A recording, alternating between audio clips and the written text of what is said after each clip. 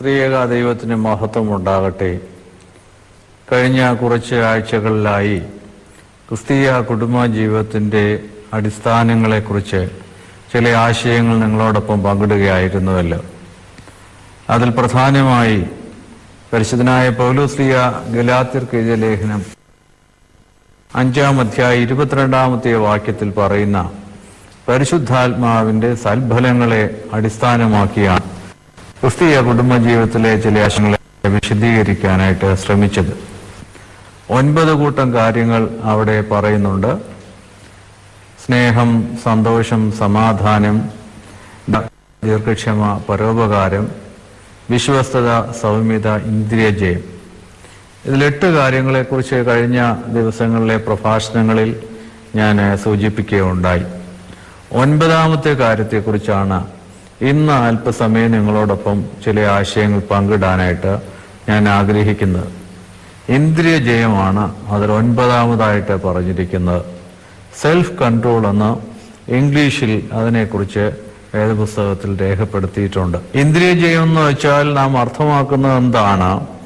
ഇന്ദ്രിയങ്ങൾ കൂടെയാണ് നമുക്ക് ലോകത്തോടുള്ള നമ്മുടെ ബന്ധം. നമ്മൾ കാണുന്നു, കേൾക്കുന്നു, നമ്മൾ സ്പർശിക്കുന്നു, നമ്മൾ കാണുന്നു, ഇങ്ങനെയുള്ള പല സംഗതികൾ നമ്മൾ ഇന്ദ്രിയങ്ങൾ കൂടെ നമ്മുടെ ജീവിതവുമായിട്ട് അഭേദ്യമായി ബന്ധപ്പെട്ട ലോകത്തിന്റെ അറിവുകൾ ശേഖരിക്കുമ്പോൾ നമുക്ക് ഇന്ദ്രിയങ്ങൾ കൂടെ മാറ്റി നിർത്തി അതിനോട് ബന്ധിക്കാൻ സാധ്യമല്ല. പിന്നെ ഇന്ദ്രിയ ജയം അവിടെ എന്താണ് അർത്ഥമാക്കുന്നത് എന്നുള്ളത് നമ്മൾ അല്പം താത്വികമായിട്ടൊന്ന് മനസ്സിലാക്കേണ്ടിയിരിക്കുന്നു. ഗലാത്യ ലേഖനം 5-ാം അധ്യായം 16 മുതലുള്ള വാക്യങ്ങൾ വായിക്കുമ്പോൾ തന്നെ അവിടെ പരിശുദ്ധനായ പൗലോസ്ലീഹ പറഞ്ഞു തുടങ്ങുന്നത് നിങ്ങൾ ആത്മാവിനെ അനുസരിച്ച് നടപ്പീൻ എന്ന് പറഞ്ഞുകൊണ്ടാണ് അവിടുത്തെ പ്രബോധനങ്ങൾ ആരംഭിക്കുന്നത്. അത് കഴിഞ്ഞിട്ട് ജഡത്തിന്റെ ഫലമോ ജഡീകമായ സ്വഭാവമോ അതിനെക്കുറിച്ചുള്ള വിശദീകരണങ്ങൾ കൊടുക്കുന്നുണ്ട്. ജഡം, ഫ്ലഷ് എന്നുള്ള അർത്ഥത്തിൽ ഇംഗ്ലീഷിൽ അവിടെ ഉപയോഗിക്കുന്നതിന് അതിൻ്റെ ഗ്രീക്ക് ആധാരമായ സാർസ് എന്നുള്ള പദത്തിനൊക്കെ വ്യത്യസ്തമായ ആശയങ്ങളുണ്ട്. ഞാൻ അതിൻ്റെ ആ തലങ്ങളിലേക്കൊന്നും ഇവിടെ കടക്കുന്നില്ല. എങ്കിലും ജഡമെന്ന് പറഞ്ഞു കഴിഞ്ഞാൽ തീർച്ചയായും അത് നമ്മൾ ജീവനുള്ളതിനെ കുറിച്ചല്ല ജഡമെന്ന് പറയുന്നത്. ഒന്ന് മരിച്ചുപോയി അല്ലെങ്കിൽ ജീവൻ പോയ ഒന്നിനെ കുറിച്ചാണ് നമ്മൾ ജഡം എന്ന് പറയുന്നത്. അപ്പം ജഡത്തിന്റെ ഫലം എന്താണെന്ന് അവിടെ പറയുന്നത് അത് മനുഷ്യനെ മരണത്തിലേക്ക്, നാശത്തിലേക്ക് വിടുന്നു എന്നുള്ള അർത്ഥത്തിലാണ് അവിടെ ജഡം എന്നുള്ള വാക്ക് ഉപയോഗിച്ചിരിക്കുന്നത്. അത് അവിടെ തന്നെ പറഞ്ഞിരിക്കുന്നുണ്ട്. അവിടെ അനേക കാര്യങ്ങൾ, ജഡത്തിന്റെ ഫലമോ അവിടെ ദുഷ്കാമം, അതുപോലെ തന്നെ ജാരശങ്ക, അസൂയ, വിദ്വേഷം, പക, അശ്ലീലം, ദുഷ്കാമം, ഇങ്ങനെയുള്ള അനേക കാര്യങ്ങൾ അവിടെ എടുത്ത് പറയുന്നുണ്ട്.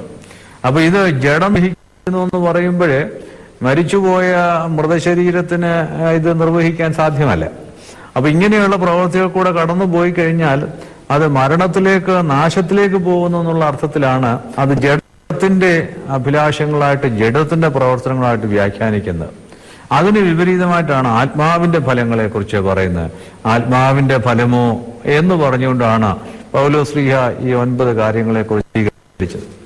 അപ്പൊ ഇന്ദ്രിയ ജയം എന്നുള്ളത് ഈ ജഡത്തിന്റെ അഭിലാഷങ്ങളെ നമ്മൾ എങ്ങനെ കൈകാര്യം ചെയ്യുന്നു എന്നുള്ളതിനെ സൂചിപ്പിക്കുന്ന ഒരു കാര്യമാണ്. ഈ ജഡത്തിന്റെ ആശയങ്ങൾ അതിൽ തന്നെ പാപമാണോ എന്ന് ചോദിച്ചു കഴിഞ്ഞാൽ അതിൽ തന്നെ പാപമാണെന്ന് പറയാനും നമുക്ക് സാധ്യമല്ല. മനുഷ്യന് വിശപ്പും ദാഹവും ഒക്കെ ഉണ്ട്. ആ വിശപ്പും ദാഹവും ഒക്കെ അത് നിർവഹിക്കുന്നത് പാപമാണെന്ന് പറയാനൊക്കെയില്ല.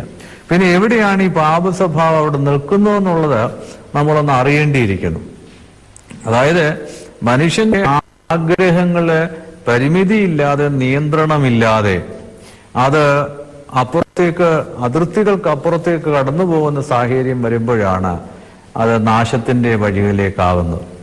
ഇത് പ്രത്യേകമായിട്ട് മനുഷ്യ സമൂഹത്തെ അടുത്ത നൂറ്റാണ്ടുകളിൽ സ്വാധീനിക്കാൻ തക്കവണ്ണം ഇടയായത് സിഗ്മണ്ട് ഫ്രോയിഡിന്റെ ചില പഠനങ്ങൾ കൂടെയാണ്. അതായത് ഫ്രോയിഡിന്റെ കാലഘട്ടത്തില് ഒരു ഘട്ടത്തിൽ വിക്ടോറിയൻ ഇറ എന്ന് പറയുന്ന ഒരു കാലഘട്ടത്തിലാണ് സിഗ്മണ്ട് ഫ്രോയിഡ് ജീവിച്ചത്.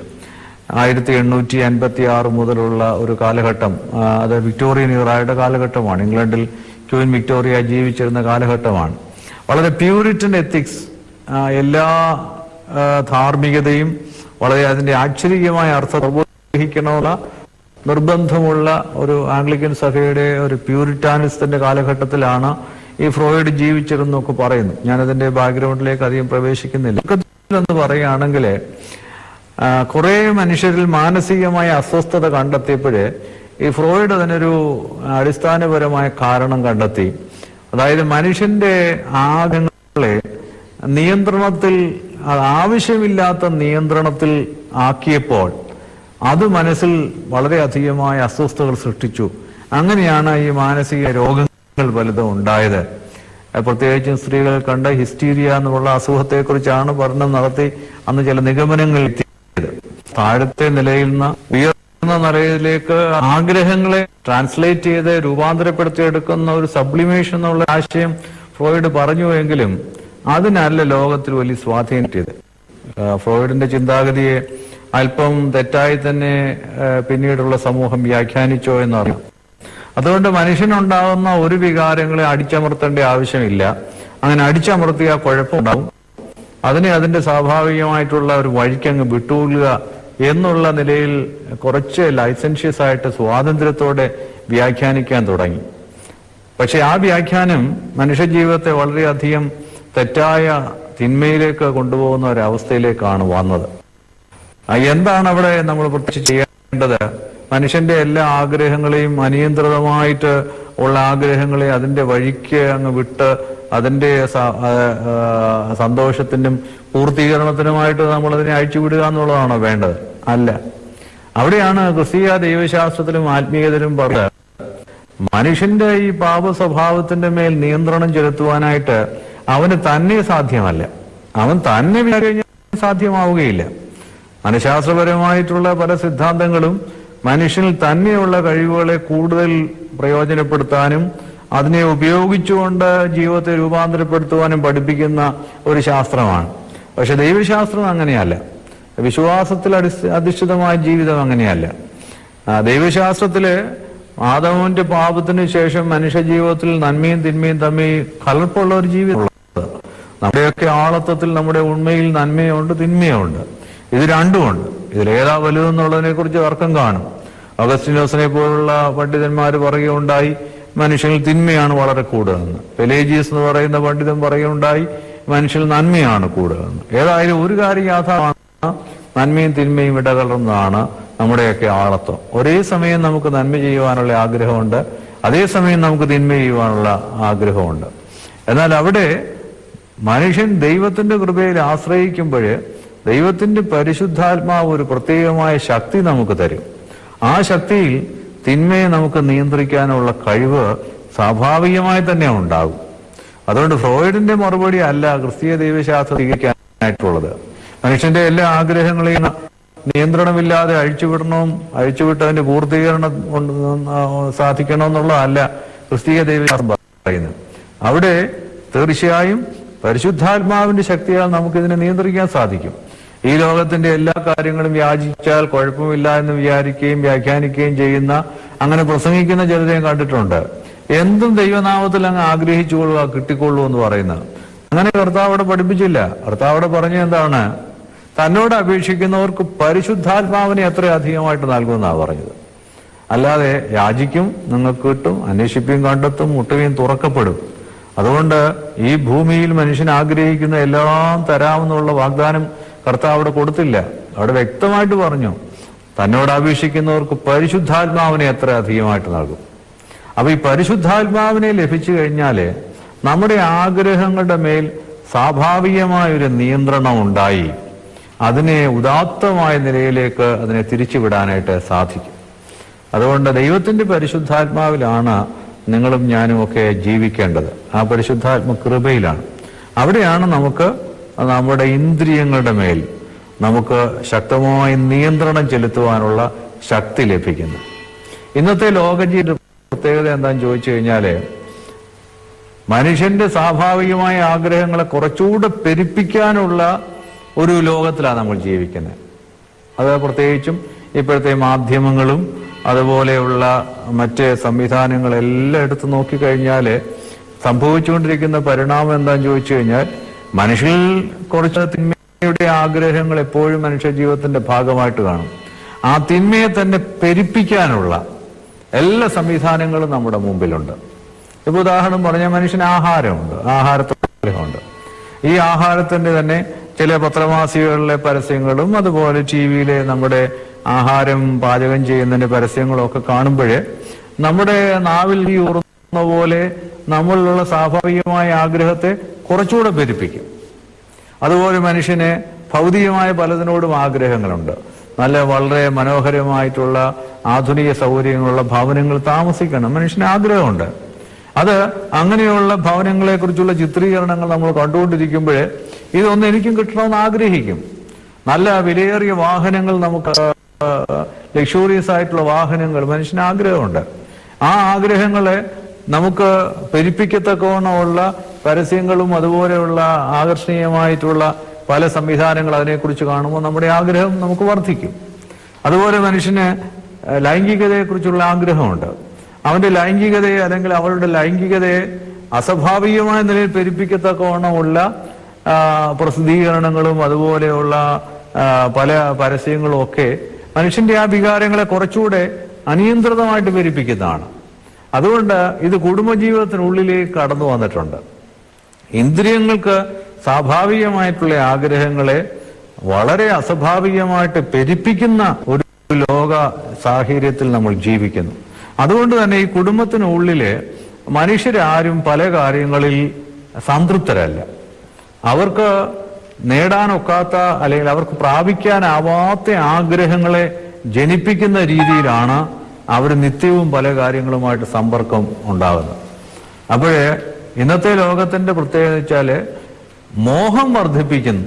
എല്ലാവരിലും മോഹം വർദ്ധിപ്പിക്കുന്നു. പക്ഷെ എല്ലാവർക്കും ആ മോഹം യാഥാർത്ഥ്യമാകാനുള്ള സാധ്യതയില്ല. അതുമൂലമുള്ള അസംതൃപ്തി അത് ജീവിതത്തെ ഇങ്ങനെ വളരെ അധികമായിട്ട് സ്വാധീനിക്കുന്നുണ്ട്, അല്ലേ? ഇപ്പോ സ്വർണത്തിന്റെ പരസ്യങ്ങള് മനുഷ്യരെ സംബന്ധിച്ചിടത്തോളം സ്വർണം ആഗ്രഹിക്കുന്ന പ്രത്യേകിച്ച് സ്ത്രീകളെ സംബന്ധിച്ചിടത്തോളം സ്വർണത്തോട് അവർക്ക് വളരെയധികം ആഗ്രഹമുണ്ട്. പുരുഷന്മാരും അങ്ങനെയുള്ളവർ കാണുമായിരിക്കാം, എങ്കിലും പൊതുവെ സ്ത്രീകൾക്കാണ് അത് കൂടുതലെന്ന് പറയുന്നു. അതുപോലെ വസ്ത്രത്തോടുള്ള പ്രത്യേകമായിട്ടുള്ള താല്പര്യം അല്ലെങ്കിൽ ആഗ്രഹം, ഇത് എത്രയും വില കൂടിയത് നമ്മുടെ മുമ്പിൽ ഇങ്ങനെ എപ്പോഴും പരസ്യങ്ങൾ കൂടെ പ്രദർശിപ്പിച്ചു കഴിയുമ്പോഴേ വളരെ പരമസാത്വികരായ മനുഷ്യർ പോലും എന്നാൽ ഇതുകൂടെ ഉണ്ടായിരുന്നെങ്കിൽ, കുറച്ചുകൂടെ കിട്ടിയിരുന്നെങ്കിൽ എന്ന് ആഗ്രഹിച്ചു പോകും. പ്രത്യേകിച്ച് ഇപ്പോഴത്തെ യൗവന ലോകം.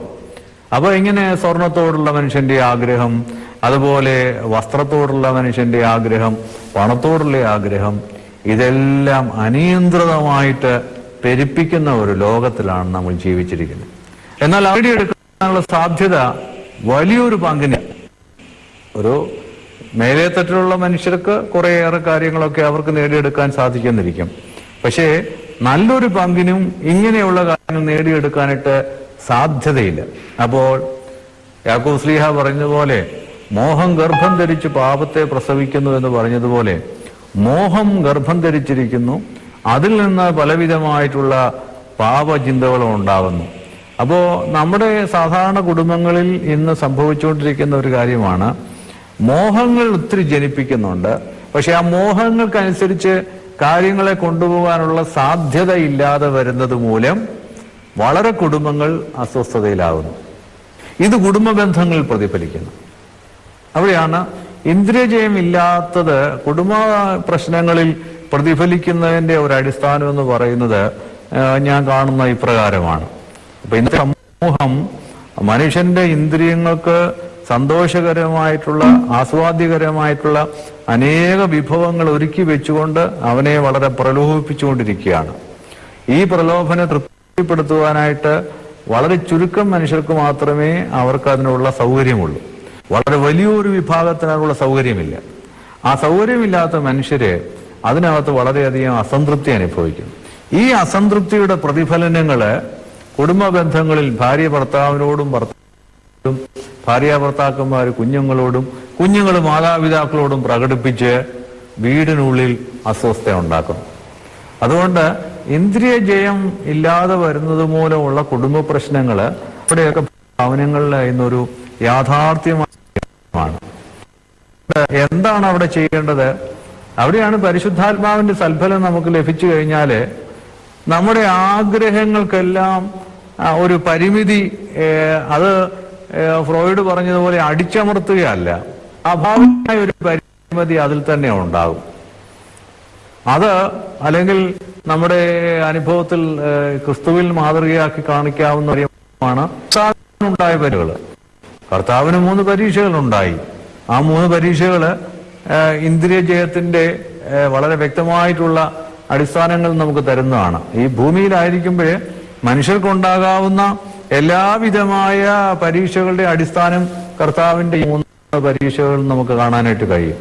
അത് ആദ്യം ജഡികമായിട്ടുള്ള അഭിലാഷമാണ്. വിശന്നിരിക്കുമ്പോൾ അപ്പം കഴിക്കണം, ഭക്ഷണം കഴിക്കണം.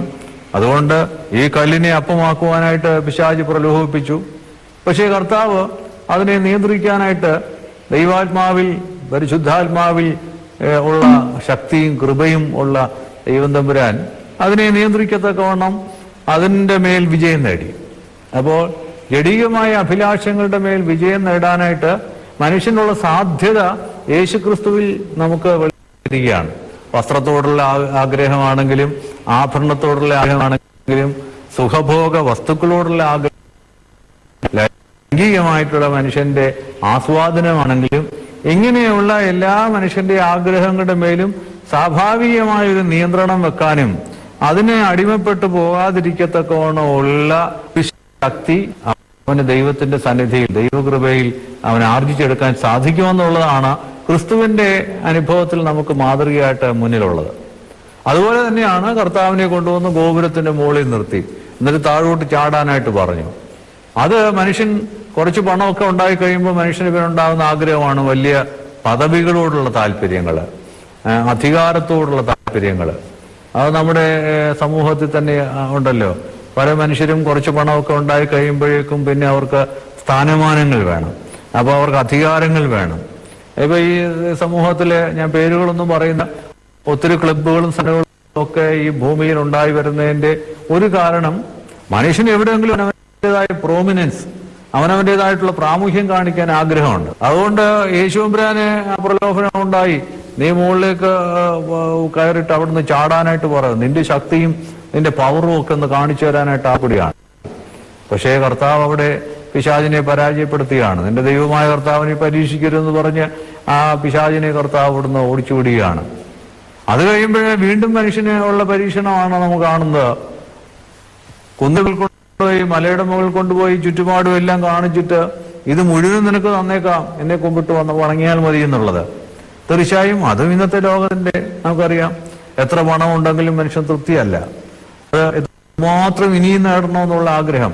പോരാങ്കിൽ സാമ്പത്തിക ശാസ്ത്രം പറയുന്നത് ഈ ആഗ്രഹം ഉണ്ടെങ്കിൽ മാത്രമേ സമ്പത്ത് പെരുകുകയുള്ളൂ, സമ്പത്ത് പെരുകിയെങ്കിലേ സമ്പദ് ഘടന മെച്ചമാവുകയുള്ളൂ എന്നൊക്കെയുള്ളതാണ്. എന്താണെന്നുള്ളത് സാമ്പത്തിക ശാസ്ത്രം അനുസരിച്ച് അത് ശരിയായിരിക്കാം.